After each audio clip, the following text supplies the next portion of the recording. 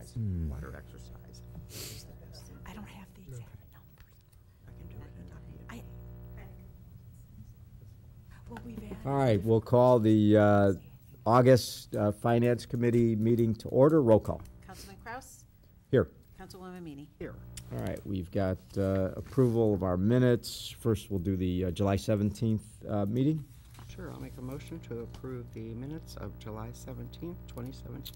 I will second the motion. Any discussion on the minutes? Roll call. Councilman Kraus? Yes. Councilwoman Meany? Yes. And then we have our special meeting from August 7th of 2017. I'll go ahead and make a motion to approve the minutes of the special meeting of August 7th, 2017. And I will second that. Any further discussion? Roll call. Councilman Kraus? Yes. Councilwoman Meany? Yes. Okay, brings us to item 1, a memo from Jill Frankel to the Finance Committee regarding the Ohio Arts Council Creative Aging Ohio Initiative Award. Jill, welcome. I am requesting approval to accept a $6,536 grant award from the Ohio Arts Council to participate in the Creative Aging Ohio Initiative. I'm asking for an approval to execute an agreement with the Ohio Arts Council, and I'm doing that under emergency due to the agreement execution deadlines. The award will cover the expenses required to receive on-site support and instruction to integrate the digital mosaic and its Simply Told app into our programming. This year we'll be expanding the program to offer an experience which will include both visual and performance arts through a video cookbook, which will also have a print version. The contract has been reviewed and approved by Director Loby and Finance Director Rubino.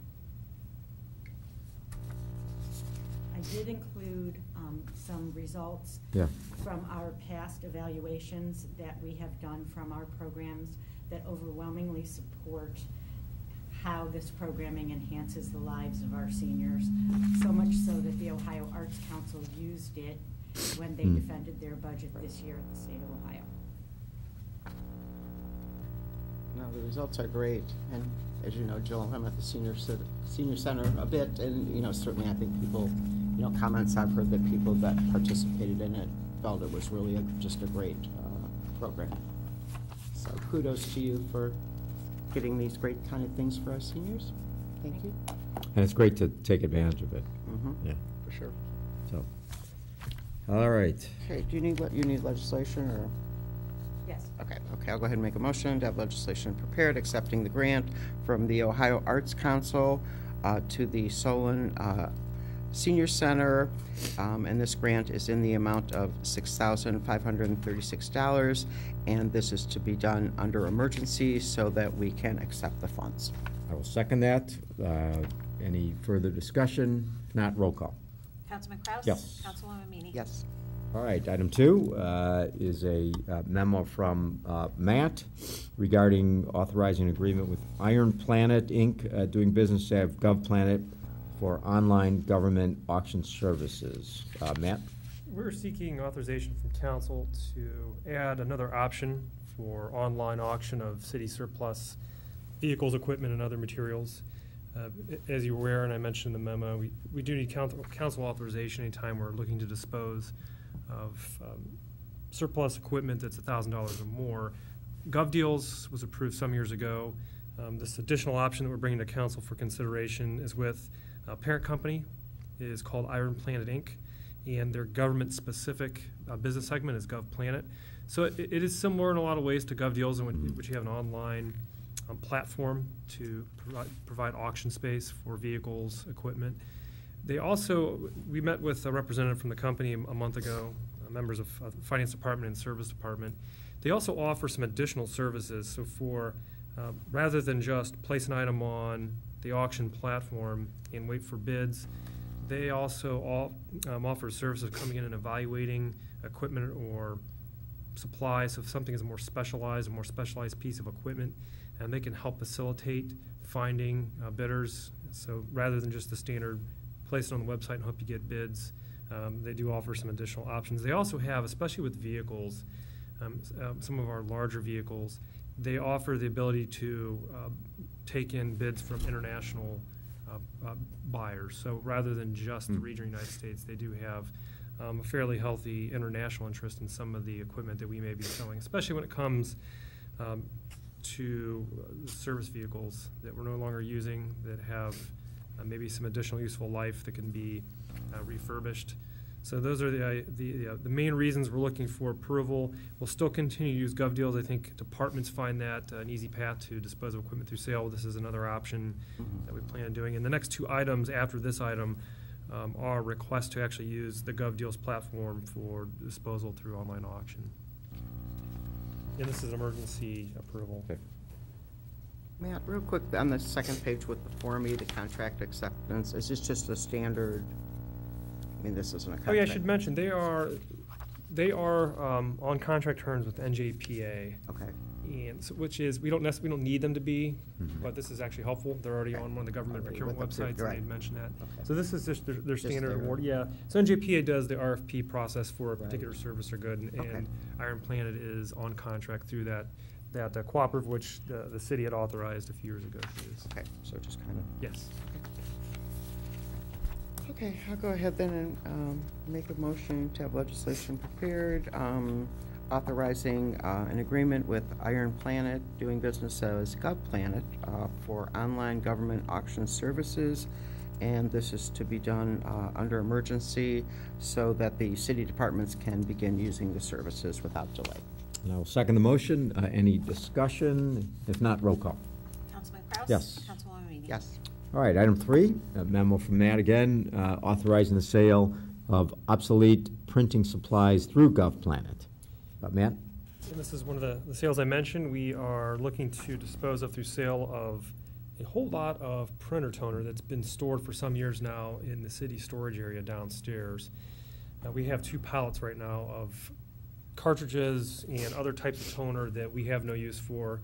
Our new procurement coordinator has been going through those in July, actually, and getting those organized and itemized in the exhibit. So we're looking for approval to use the GovPlanet service to dispose of these through sale. We're going to have them come evaluate what we have and try to get as much value as we can, because we do have some smaller units that probably aren't going to fetch that much in the way of resale, but some of the other units are larger and more expensive as far as retail price. So we're going to try to squeeze some additional value out of these when we do the online auction for the materials. How old is this stuff, man? We think some of it's as old as 5 years. We went to a mode where we'd have supply such as print toner on standby downstairs, Mhm. and inventory kept building, and some of the printer fleet would change.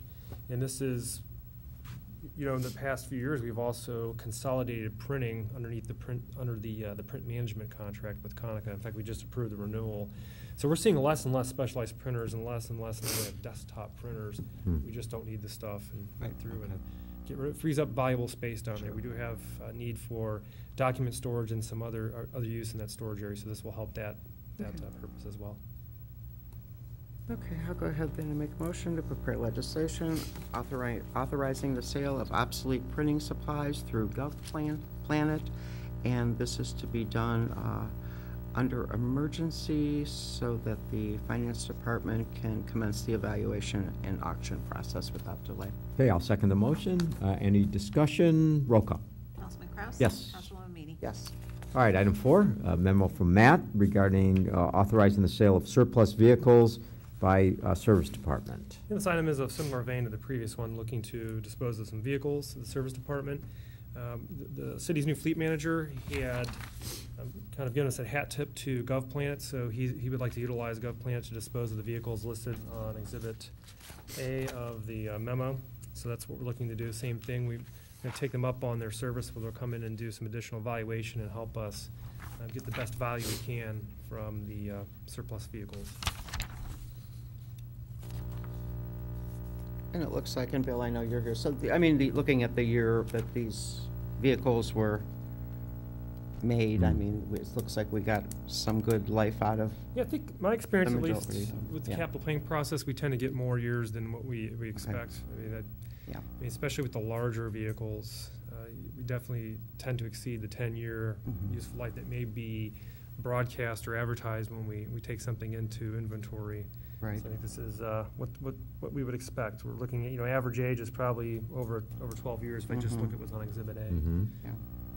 Did some of these, Bill, come to you from other, and I know sometimes, you guys have a pretty good mechanics over there, and you probably, they came from somewhere, you kind of fixed them up for a little while longer, is that?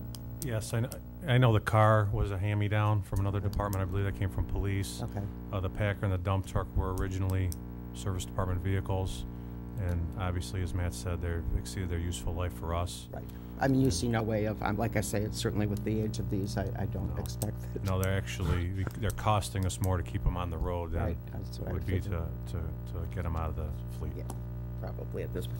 And so so you're saying, Matt, that our new fleet manager wants to do the, He's going to use the GovPlanet The platform. that GovPlanet, you're approving, okay. Yes. Okay. He used it in the previous city he worked for, and he Okay. liked some of the aspects of it and some of the benefits over and above GovDeals. GovDeals still a good option. right, But I think anytime we can present some different alternatives especially for the equipment that's more specialized, that's a Right. good thing. okay.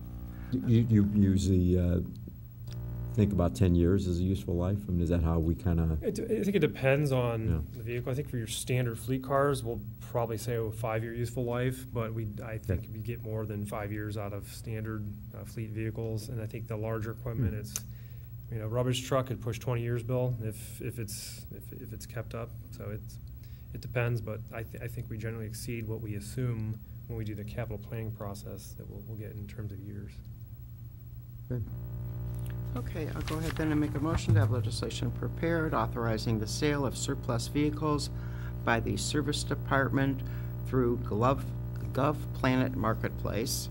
And this is to be done under emergency so that the Service Department can commence the evaluation and auction process without delay.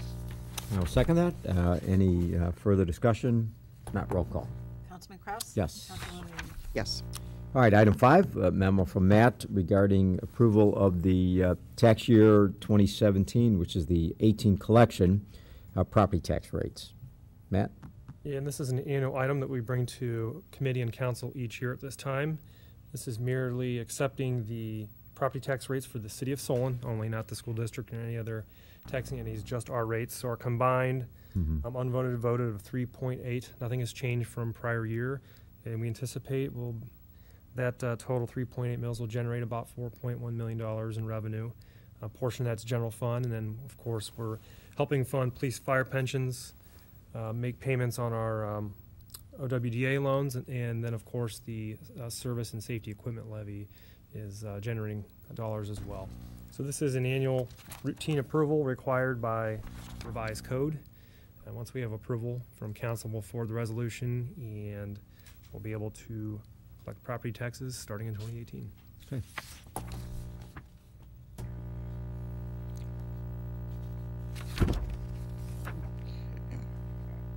So basically, it's 3.8% that people 3.8, yeah, pay. 3.3 unvoted, and then the 0.5 is the just recently renewed, starting this year, service and safety levy.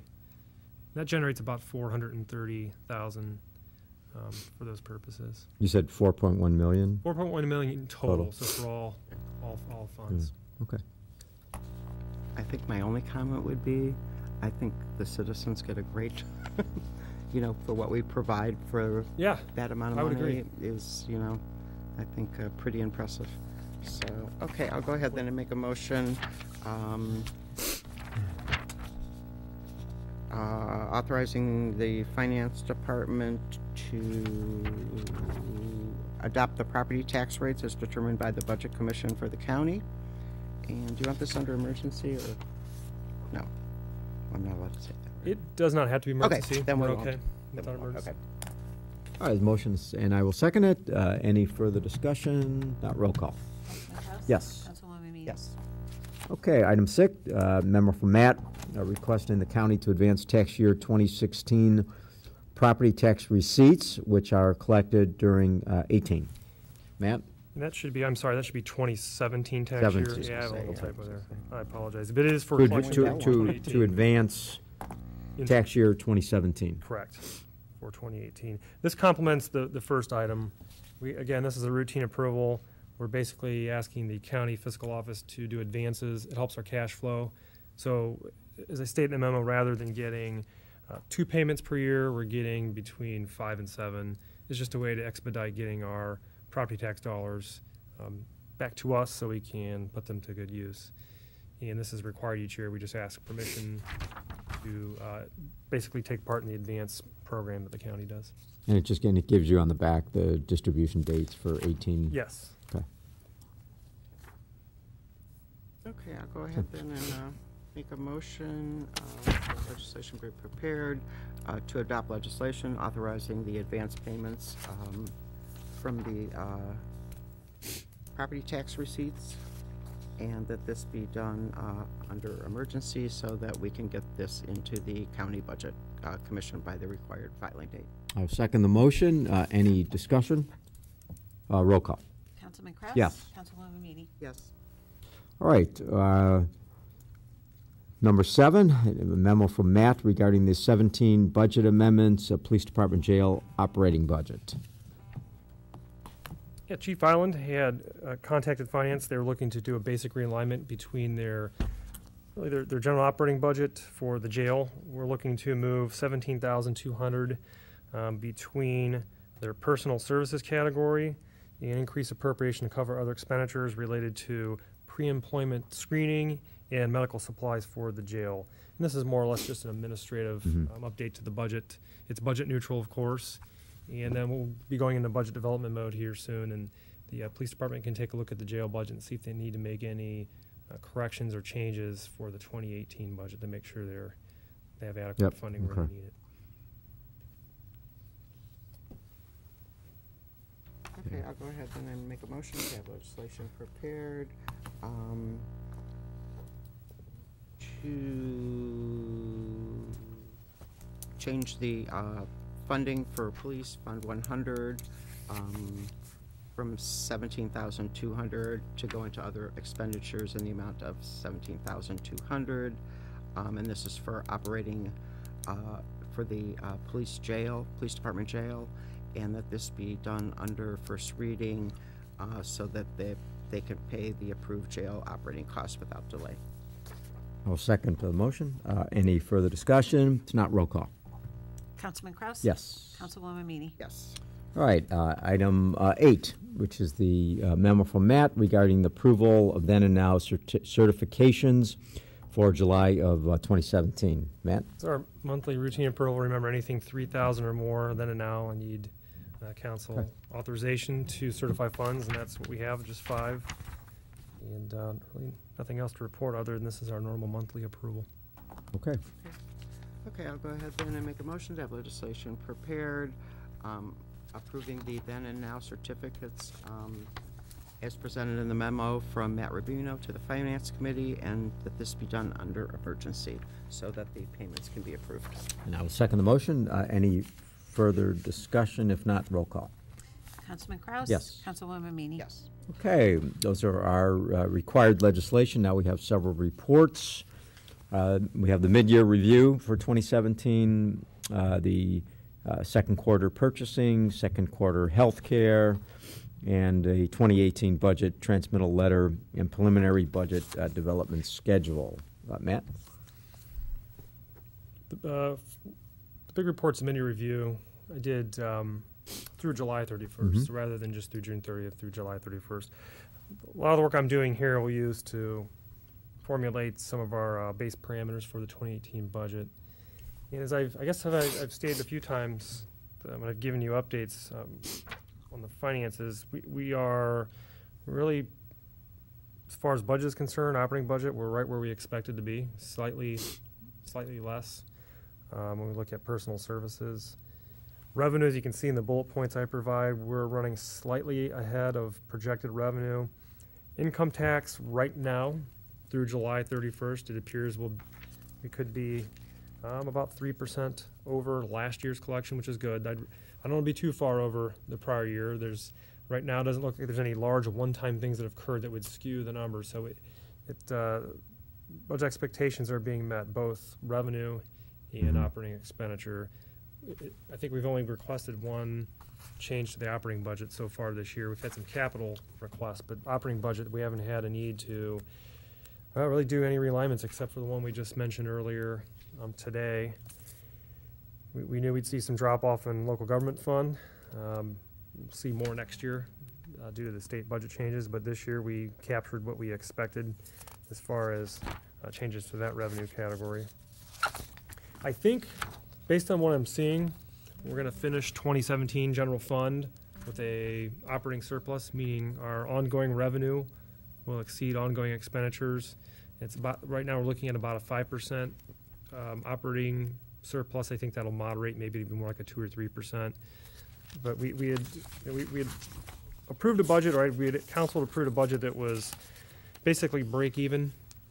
And what we're seeing is we're gonna exceed that break even point by, maybe right now I'm looking at over $1 million. It'll probably be less than $1 million, but it's in the end we're looking at a projected operating surplus, which is good.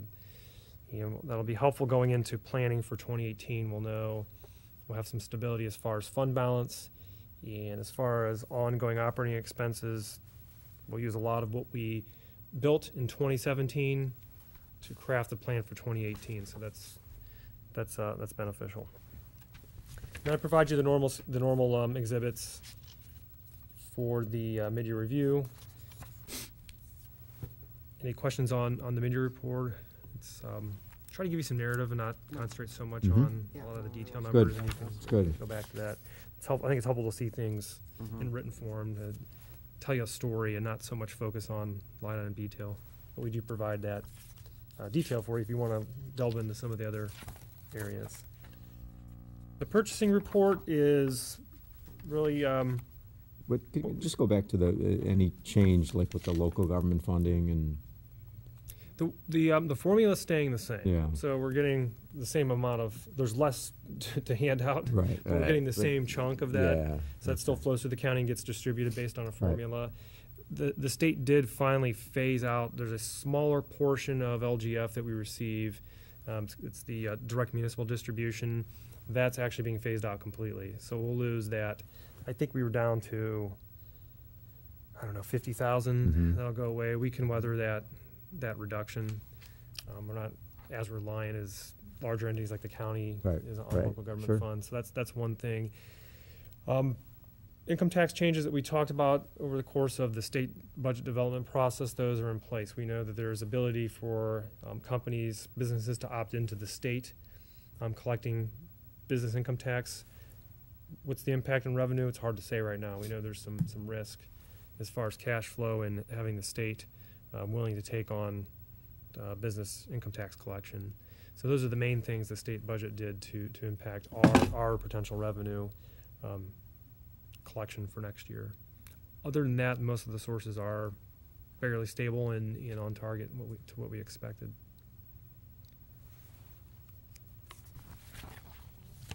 I like this. Yeah, I do too. I like the format, man. Thank you. Very helpful. Good.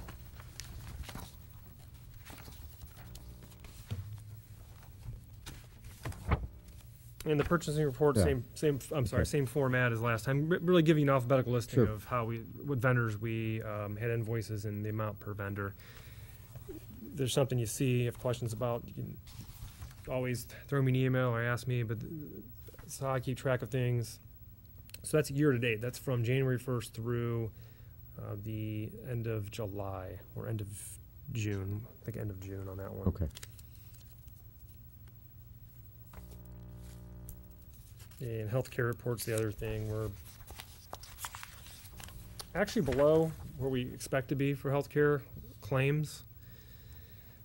This is the second year now where the actual claims paid has been trending less than what we anticipated. We have to, when we build that healthcare budget, we're using really what the expected maximum claims could be if there are no excessive large claims more than what the historical average is. So we're below that estimate that we use. So we reserve funds and set those aside in the budget assuming this is what we expect to see in terms of claims.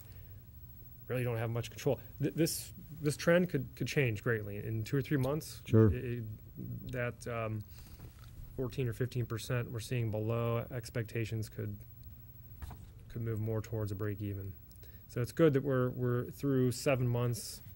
We have some flexibility at least when it comes to the healthcare budget.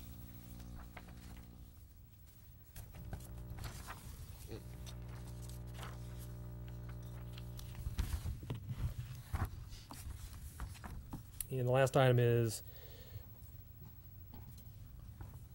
really more or less a formal communication from me and from Finance Department that we're going to begin the 2018 budget development process. There will be more information, more detail provided to departments and council, but I like to do, I think it's nice, it's basically a kickoff letter. Mm-hmm. Hey, we're going to start working on this 2018 budget. That way we can outline in writing expectations. Here are the dates. These are the things that departments are going to be doing. How council is going to be engaged in reviewing our recommended spending plans for both operating and capital. And again, looking at an adoption before the end of December, as we did last year. So we'll have a final budget in place and ready to go January 1st, 2018. So a lot of what you see here is actually mirrored from the formal communication that went out in early September of last year for the 17 budget. So what we're trying to do is move the timetable up a little bit and get rolling on our end as far as sending out information to departments. And we're going to try to build in some additional time for departments to work on reviewing their base budgets, evaluating requests in the capital plan, and then we'll stick with that same format that by early to mid-November we'll be able to engage the Finance Committee with budget hearings and then move on to our 3 reading approval of the budget for operating and capital.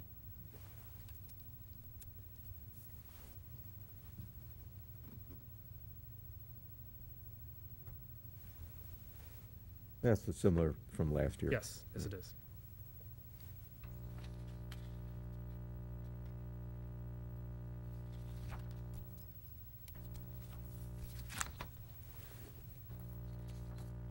That's everything I have. Okay. Very good. Thank you, Matt. You're welcome. Anything else? I'll go ahead and make a motion to adjourn. I will second that motion. Any discussion? Roll call. Councilman Kraus? Yes. Councilwoman Meany? All right.